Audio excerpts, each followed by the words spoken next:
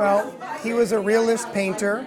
He had studied at the Art Students League, and then when one of their renowned teachers, Frank Riley, left, he followed Frank Riley. These were more classic artists, Rembrandt, Goya. In a lot of ways, the work was very consistent, right? It was classical, it was realist, but it moved as he moved and as he found new influences. So he was always drawn to outsiders. He felt like an outsider.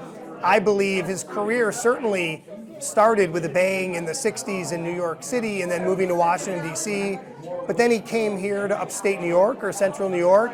He started painting landscapes, but what he found were fellow outsiders and freaks and those maybe without a voice, jugglers and clowns and people in sideshows. And that's what he became drawn to. Then he became drawn to people getting tattoos. And it was a whole series of folks who may be outside the mainstream, but those were his people. And so he wanted to tell, not just tell those stories, those were his real muses. He always looked back, I believe, to the classics and the masters, and those were his greatest influences. I would say the masters and those who painted dark and engaging and throwback doesn't sound professional enough, right? But he was looking backward to look forward. I think that was a big part of his work.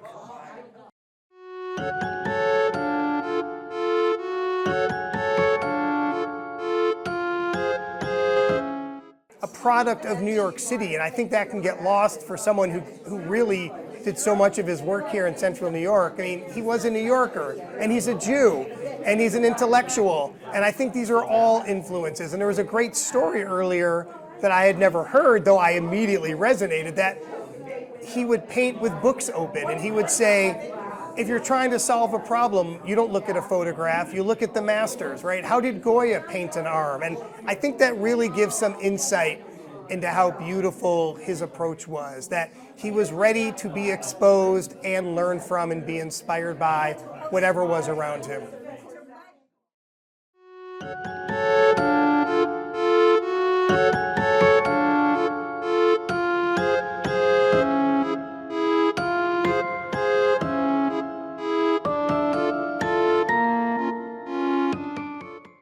Well, I think one of the wonderful things is there's no artist I know personally who from Binghamton who wasn't influenced by him in some fashion.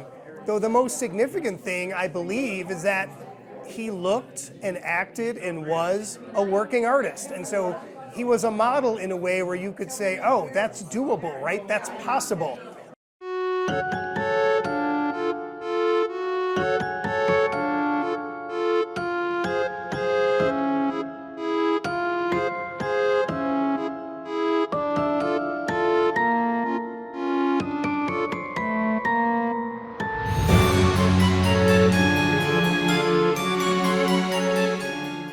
It's okay.